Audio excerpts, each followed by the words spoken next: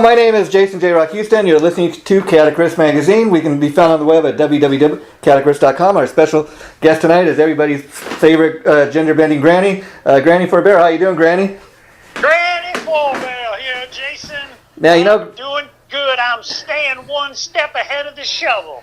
Now, you know, here in beautiful Southern California, where I'm from, we've been having a little more rocking and rolling going on than usual the last few nights with a few of these earthquakes, but we're doing all good here too. So once again, Granny, I want to say the anticipation is just it's just never ending, because every time I talk to you, you tell me, okay, we're getting ready for the album. But you know what? I think it's a good thing, because anticipation is exactly what you need, because your latest single video, Nitro Sexy, man, I think is just the best song and video you put out yet, and that's really saying something. Well, I appreciate that. Yeah, you know, it's been we've had a couple of obstacles in the way. You know, we're going to release a record, but then we reconfigured some management, and then we just got a new game plan. So, I mean, we're still sitting on all these songs, but management's like, you know what? Slow and steady wins the race. Let's just keep on metering these songs out, and you know, we'll build a story, build some hype, and then we'll go ahead and let an album go. And now, if you don't mind talking about some of the changes you've made, was that just something that needed to be done, or was it in the works for a while? Yeah, I mean, it's just a natural evolution, you know, no bad vibes or any burned bridges. It's just you know, just keep on moving in the next direction that seems right. Now, I got to ask you, the video, like I said, one thing I really loved about the video for Nitro Sexy, I mean, great song to start off with, and I love the video because you got a little more of your entourage in the video. You know, it showcases a band as well as you, obviously. So talk a little bit about the video and the decision to include the rest of the band in this. Well, yeah, all right. So the videographer, right? It's David Brodsky. My Good Eye Visuals. That's the name of his company. Okay. He just did a Queens Rock video. Oh wow! He's done videos for Clutch. In fact, I think he's on his third video with Clutch. So he's done about 300, and you know, we figured he was the right guy for the job on this one, and so we picked him. And then you know, it just made sense that once we had a storyline, okay, we're going to do this kind of Mad Max thing at an old deserted drag strip. I mean, you've got to have everybody in that. Yeah. And that's why. And you know, I got to ask, I'm assuming Granny's a race fan? Well, yeah, you know, Granny's got some racing genes in her lineage. You know, my daddy was a drag racer. That's no joke. And wow. So, I mean, and think about my name for a second. Granny Four-Barrel, like a four-barrel carburetor. Yeah. Hot rods and shit. Yeah, you know, Granny, that's one thing you should really seriously consider. Like, you know, if not racing yourself, like getting a Granny for Barrel race team going, or you know, at least to be a sponsor for some racers. Hell yeah, that's a great idea. Yeah, you know, and I got to just tell you, I think what you're doing is really great, because you know, people the last several years they've been on this thing about rock is dead. I don't really believe it. I think you know, I mean, if you look at guys like Alice Cooper still doing it, you know, he's originator. Kiss is beginning to wrap up. They're on their farewell tour, but you still got guys like Rob Zombie, Marilyn Manson, even a band like the Dead Daisies. I mean, there are bands that are still doing, you know, still rocking and put great music out there. But you know, even look at somebody like Nita Straus, who's playing with Alice Cooper, and she's got a great solo career. And I mean, what a great guitar shredder. So you know, you got people that are entertainers and they're still out there doing it. But you just gotta have an eye for it, you know. Yeah, I mean, you know, it's the way I look at it. You know, it's theatrical rock, right? Yeah. And the music is not, you know, some people are like, well, what's going on with the image? You know, does the music stand on its own? Listen, let's just talk about those bands you were just talking about. Now, Kiss, for example, Alice Cooper, right? You can't separate the image from the music. It's one and the same. It's a complete piece of artwork. It's theatrical, and it's you know, it's an experience for the fans. That's what Granny Four-Barrel is. It's theatrical, and it's an original piece of art, from the visual to the sonic. Yeah, see, that's the thing. And all those entertainers I just mentioned, I mean, they're all great looking. They're all great looking bands. But the thing is, like even take somebody like Nita Straus, great guitar shredder. She's a great female guitar shredder. But if all you had was a hot looking woman, you know, she wouldn't go very far. But she's got the goods, you know, as far as she's great to look at. She can shred with the best of any guy out there. So. Absolutely, and you know what, Jason? You can't ever forget, people, all the rock and roll children, I want you to listen. Listen to me good. Remember, this is the entertainment business. You know, and when Granny does a show, she wants the rock and roll children to be transported to another dimension. You know, you're going to get what you pay for. Yeah. It's a whole show. And see, the thing with an act like Granny for Barrel is we still got a little bit of a mystery factor going because, when people see Granny for the first time, the image leads you to believe, one thing. You're like, oh, wow, I remember first time I saw a picture of Granny for Barrel. Wow, what is this? Okay, but then you got the image to go along with the music. And what I think is great about the build-up for Granny for Barrel, the way you've been doing it so far, I'd love to have that CD in my hand, but at the same time, you've been releasing one song at a time, for the last 3 or 4 years. And each song you release gets bigger and bigger. I've seen that you're, going up the charts currently. And even though people don't know all the songs yet, they're still coming to the live show because they're hearing the word about what Granny is all about. And then they come to the live show and they're entertained. And then they tell all their friends, and then people just keep coming out. Well, that's right. It's about entertainment. It's about having a good time, and it's about keeping rock and roll alive. Yeah, and you talk about a band like Kiss. They've been doing it almost 50 years. They're on their farewell tour. This is probably going to be the last time they really go out like this. And there was a brief time in their career where they were doing it without the makeup, and they were still selling records and just as big as better. But they put it back on because that's what the fans really wanted. The fans wanted the image. The fans wanted the music, and now they've been giving it to their fans for the last 50 years. Exactly. Yep. I remember that. I remember that record when they came out with no makeup. But you know what? It was all part of their evolution. Yeah. And it's just, it was all good. And see, to me as a Kiss fan, what that proved to the world was, as great as the makeup is, Kiss is more than a one-trick pony. They proved that as great as the makeup is, that they could do it without the makeup and sell just as many, records. And proof that they've been doing it for 50 years. And people tell me, Kiss, as musicians, they suck and stuff, but you know what? I think what kept a band like Kiss going is they've got songs. They can write hits. How many hits have these guys written over the last 50 years, and they're still doing it. That's right. It's always about the song. Yeah, and now I hate to get a little political here, Granny, but I got to ask you because I know one of the people you're friends with that directed one of your last videos is Stormy Daniels, and I want to talk about that creep. Lawyer that was representing her. I mean, what do you think about, he's finally, I guess, getting what he so rightfully deserves. I mean, she's not the only one he's ripped off all these other people. What a creep, huh? Yeah, I mean, that's, you can't be asking people for money and doing a job for them and then deceiving them. I mean, that's just plain wrong. Yeah. And so, Granny, what is currently going on? You got the new video going on, or are we gonna have more touring during the summer?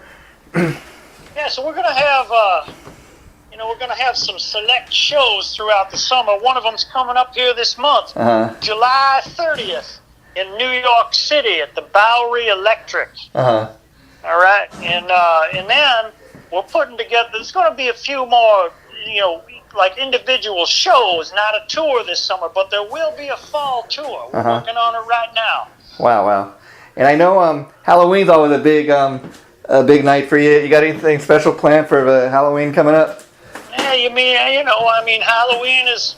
last year we was on tour with CKY and Necrogoblicon on Halloween, and we were just like... we just did our thing. Yeah. It was just like every day's Halloween. Yeah.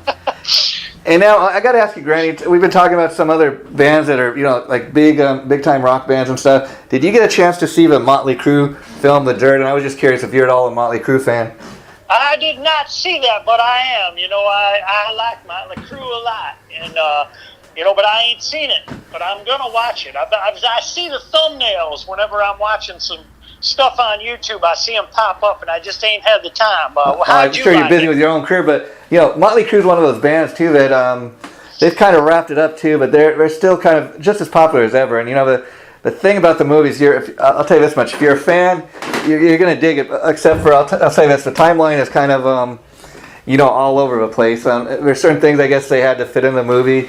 And for example, they talk about Vince Neil's daughter dying of cancer. That didn't happen till the 1990s. But again, because that's such a major part of the guy's life, they included in the film. And but other than that, I mean, unless you're going to get real nitpicky about stuff like that, I thought it did a great job of telling the story. Nice. Yeah. Well, I can't wait to watch it. I just watched that. Obviously the Queen movie, and then I watched the Elton John movie. I mean, I like all those rock shows. Yeah, and I even seen something they had on, about a month or two ago on TV or they were talking a little bit about what they're doing now with Adam Lambert. Of course, Freddie Mercury can never be replaced, but I mean, what they're doing with Adam Lambert, I think oddly enough, I think he's a perfect guy to carry on with because they tried it with Paul Rodgers, and as great a singer as he just didn't seem to fit the part, if you know what I mean. Yeah, I mean, Adam is an incredible singer, and I think he got himself the ultimate gig. Yeah, and see, kind of what I was talking with Kiss. That's why Roger and Brian are able to carry on with this guy Adam Lambert, because the Queen is almost one of those bands where the name is bigger than anybody in the band, in the sense that if you put on any of those Queen songs, they're all such great songs that if you get a guy like Adam Lambert can really do those songs justice. I mean, those songs are so much like soundtrack to all of our lives, if you know what I mean. It's true. Yeah, it's true. Yep. You got to have a good singer to be able to sing those songs, and Adam, he can pull it off. Yeah, and so I was curious, Granny. We never really got a chance to talk about who are some of the bands that really influenced you. I mean, for example, is there a couple of albums in your collection that you can kind of point to and say, that's the band or that's the album that really influenced me to do what I'm doing today? Well, I'm a big old school fan of metal, so, we're just going to go down the list. AC/DC, Judas Priest, Iron Maiden, Black Sabbath. Wow. Ronnie James Dio. I mean, that's where my influence. Yeah, now let me ask you a little bit about Ronnie James Dio, because he was a huge influence on me as well. Now, going back to the Sabbath, I was curious. Are you equally a fan of the Ozzy era as you are of the Dio era, or do you like both? Oh yeah, it's two different things, entirely different. Ozzy's got his own sound and vibe. He's a great singer, great lyricist. Yeah. Got his own vibe, and then Ronnie Dio. I mean, it's two different things, but it's still Black Sabbath, and it's heavy either way. Yeah, I'm kind of with you, but I'll tell you why I'm such a huge fan of the Sabbath stuff with Ronnie, because if you remember back in the day, a lot of people thought when Ozzy left, it's over for Sabbath. Now, of course, they're two different things, like you said, but the fact that because a lot of that early stuff people fail to realize was written by Geezer Butler, the bass player, but Ronnie Dio, he was like a lyricist and great overall singer and everything. And if you listen to the words and some of that stuff, especially the Heaven and Hell album, man, I mean, talk about dragons and demons and wizards, and I mean, he just took it to the next level. That's right. Before he was in Sabbath, he was in Rainbow. So of course. He was hanging around with Richie Blackmore, talking about all the same stuff there. Yeah. And a lot of those other bands, like you mentioned, Judas Priest, they're still doing it for who knows how long, but they're out there, doing it. So you got, and I'm interested because Geezer Butler's got a new band with Matt Sorum and Steve Stevens, and we'll see what becomes of that. All right, yeah. I mean, it's pretty cool. You just can't, they just keep on going. Now, of course, let me ask you, Granny, you're very big on the internet. You got a nice little fan base going, but what do you think? What do you think the media would have been like if Granny had been, present at a different time in the music? Like when they had all those great rock publications. Like Circus Magazine or Metal Edge and all that. Do you think Granny would have graced the covers of any of those rock rags? Well, absolutely. I mean, I sure would have hoped I would have been on there, but it's all just a the time we live in, right? Think about it. It's a competitive market. You know how many bands there are right now trying to get known? So, now we got something called social media. It's what we do. Before you had print. They released records a different way a long time ago, and there weren't as many bands. So you just got to go with the flow, right? And see, that's the thing. Like I was talking to you about before, that a lot of bands these days, you're lucky if you even have a record. A lot of people just put out their stuff independently. But the fact that you got so many great people behind you, and you haven't even released a full-length debut album, people are still into what you're doing. I know a lot of what you do. You got great people, marketing people behind you, but you were really a great self-promoter. I'm always on your side, and you're always putting something up there. So, I just see how many people are following you. I mean, you really, besides your music and everything, you're really a great self-promoting machine. Well, I sure do appreciate it, but you're right. It's about the team. It's a team effort, and I got a lot of people on my team that, they're the ones that, collectively we make it all happen together. But without them, without a team, you ain't gonna do much. You got to have good people behind you. Yeah. And so, let me ask you, Granny. Any idea? I mean, Nitro Sexy is going really, really great, and doing great numbers right now. But how many months do you think till we have to hear the next song? Well, I guess that depends, right? Yeah. So we're still shopping for a deal. And, maybe 6 or 8 weeks cycle. I mean, that's about, we don't want it to fall off the charts before we put another one back on. Yeah, and so I kind of assume it's a never-ending process. Now, I know you got a lot of stuff that you've recorded already in the can and written, but the fact that you're still, dropping music kind of one song at a time, are you continuing to write, or are you still, do you have any extra stuff that you're going to be working on, or have you pretty much got everything in the can at this point? No, I mean, it never ends, Jason. So, Nitro Sexy, right? Yeah. That was produced by none other than legendary producer David Bendeth. Oh, wow. And if you don't know who David Bendeth is, go ahead and Wikipedia. Yeah. He's done everything from Breaking Benjamin to Kill Switch, I Prevail, Beartooth, and everything in between. Now, I've been writing with David for about 5 months. Okay. Because I'm up in upstate New York, and he's down in New Jersey, Montclair, New Jersey. So I just keep on driving back and forth, and we just keep on writing. Wow. That's and all those bands you mentioned that he's worked with. I mean, they're all great metal bands, like you were saying, but none of those two bands sound just alike. I mean, they've all got a different kind of sound going, and that's great, because Granny's got her own thing going. Now, I was kind of curious when you thought of the concept of Granny. I mean, how long did it take to kind of get the character to evolve what it is today? Well, I mean, it's a building process, but I like to think of Granny as kind of an unpainted canvas. So every time we go out on tour, obviously the main concept is a crazy old woman front man. Yeah. Front person, I guess you'd call it. Yeah. Front woman metal matriarch, right? But then, as it evolves, the fans and the friends, they all kind of paint the picture. They're like, "Hey, Granny, it'd be cool if you did this next time. Hey, Granny, wouldn't it be cool?" And it's like, "Oh yeah." Because in preparing for everybody, even me. In preparing for this today, I was thinking, what she's gonna do next. Yeah, and that's the cool thing, because in preparing for this today, I was thinking, in the time I've gotten to know you over the last few years. Okay, like I said, you have all these great shock rockers like Alice Cooper, Kiss, Manson, Rob Zombie. Now, if you think about where Granny for Barrel fits in there, like Alice Cooper said, he called himself a rock villain. And then these other guys are kind of like shock rockers, or whatever you want to call them. Granny is really the first kind of female shock anything. So you've kind of put yourself in your own little category. That's kind of a cool thing. That's right. And guess what, Granny? I can never be too old to be in Granny 4-barrel. Yeah. In fact, it'll get better with age. Yeah, and see, and Granny, you got all the makeup and everything going for you, but see, that's the thing. At your age, you don't have to worry about looking too pretty. You can just kind of go out there and do whatever you feel like doing, and people are going to accept it. Granny ain't no pop star, Jason. Now let me ask you on that level.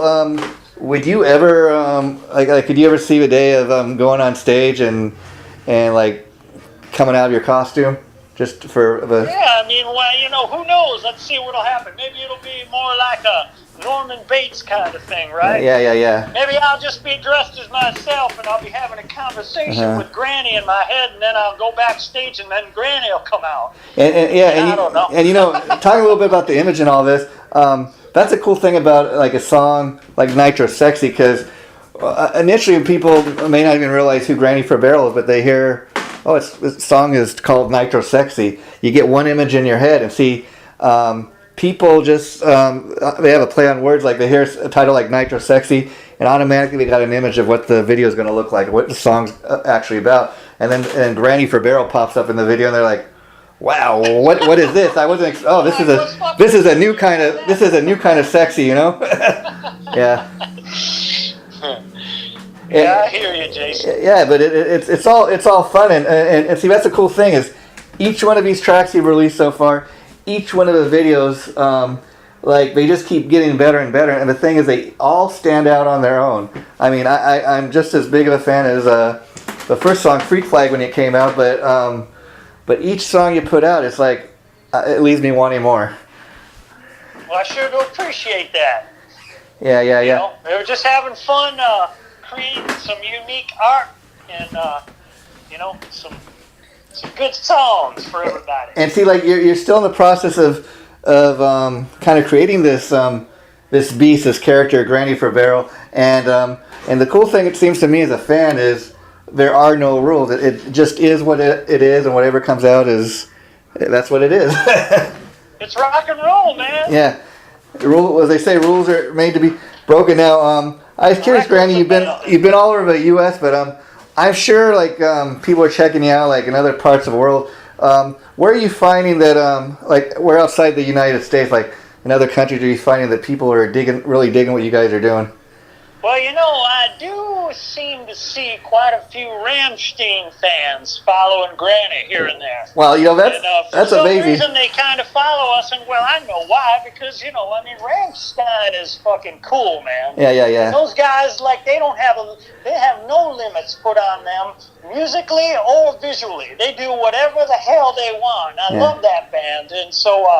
Man, that sure would be a dream. Granny 4-Barrel and Rammstein. How about that? I could see that, or even with special guests and Granny coming out and singing a song or two. But other bands I could see you guys doing shows with, be like Slipknot, Lord Eye. Oh hell yeah! Absolutely, Slipknot for sure. Yeah. Have you ever been on tour with anybody where like first time anybody seen you, like it's almost like shock therapy, or like a band wasn't sure what you guys were about, and they're, oh wow, you guys, you rock the place, and man.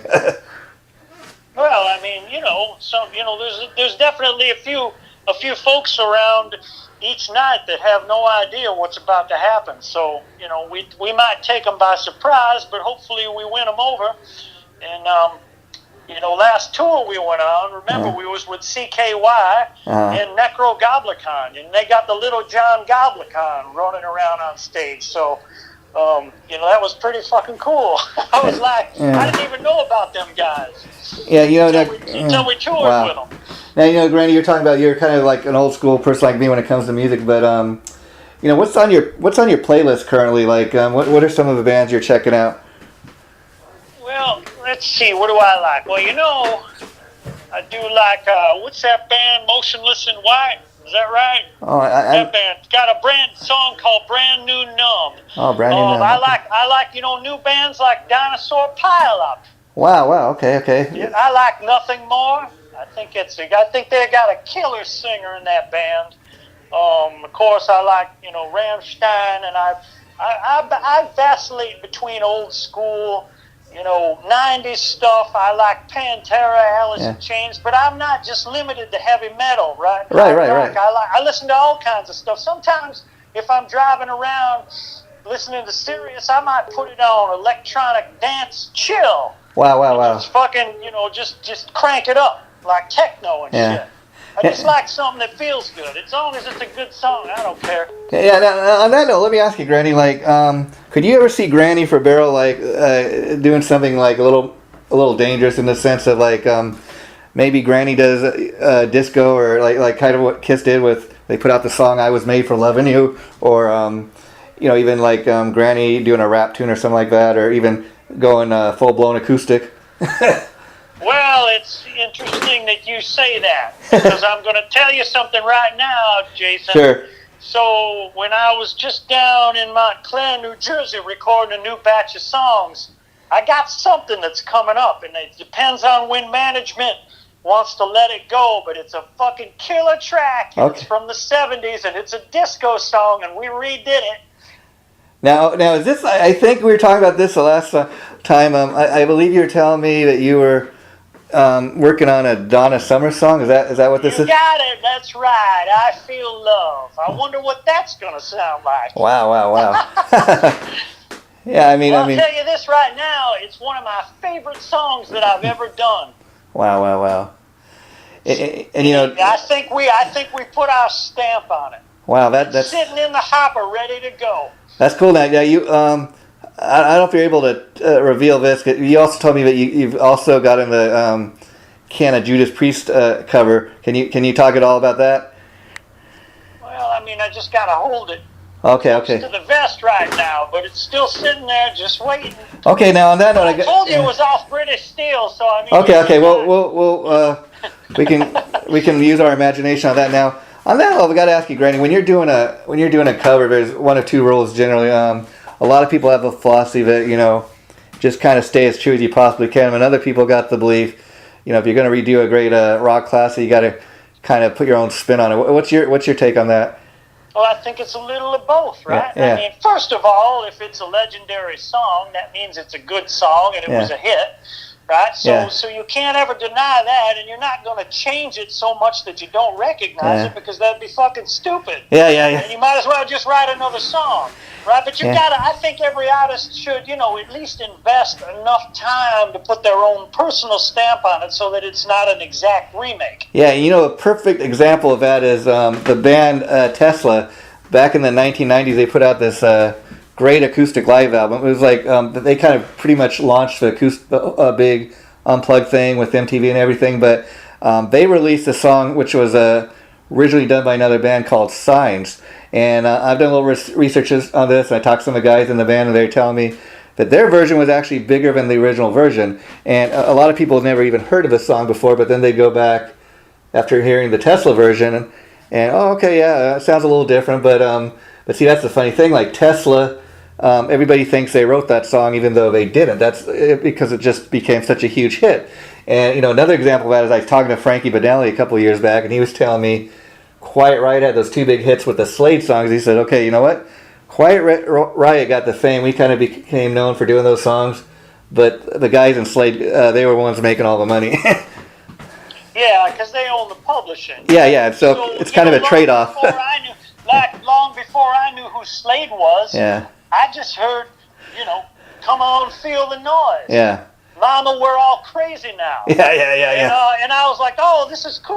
Oh, it's a band, it's a band called Quiet Riot. And someone was like, yeah, those are remakes of Slade songs. I'm like, who the fuck is Slade? Yeah. They're like, check them out. And now Slade is, one of my favorite bands. But they just did a remake, and the timing was right, and it sounded kick-ass. But I'll tell you, and you know this too, if you go compare the original version of the Slade song, Come On, Feel the Noise, and compare it to the Quiet Riot version, I mean, it's the same song, right? Yeah, the only difference really is that it's, it was a little more metal, a little more hard rock. But even the voice, I mean, Kevin DuBras' voice was just like Noddy Holder. I mean, it was like exact. Yeah, I mean, the only difference to me is you can tell Noddy Hodler, he was a British singer, so obviously his voice was a little more grittier, and you could kind of tell he had an accent. But yeah, it was almost dead on otherwise. Yeah, it's pretty cool. Yeah, and what do you think about all these bands doing, cover albums? Because I think that's a cool thing too. Because it does one of two things. It makes people aware of maybe the songs that have never heard these songs, and then it kind of gives a tip to the hat to people that came before you. Good music you can never deny. I think it's always good to just keep on promoting it, right? Yeah, yeah. And see, it's funny you say that because, like you were saying yourself, as a music fan, that you know, you don't just listen to nothing but hard rock and metal. I mean, that's primarily what I grew up. But I also listen to stuff like kind of like what you're saying, like Tom Petty, the Eagles. Because to me, it's all about if the song is good. See, that's what makes a band like Motley Crue so good. Is a lot of people might think Vince Neil's the singer, he writes all the songs. Actually, Nikki Sixx writes most of his songs, and the fact that they just got such a great, huge catalog of hits. That's part of what makes a band is you know, you can be a great looking band, but if you don't have any, you know, great sounding songs, you're not going to go too far. It's always about the song. And see, that's the thing. Like you take a band, like I said, like Aerosmith, the Eagles, Tom Petty.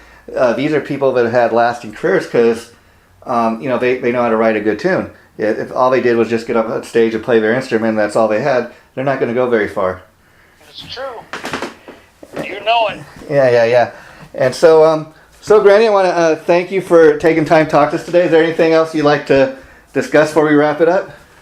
Well, you know, I want to thank you again, Jason, because it's folks like you that keep rock and roll alive and well, you know. And when I was talking about the team effort, that applies to you as well and all the other journalists that keep it going, right? We make the music, you guys help us talk about the music, you get the word out, we get the word out.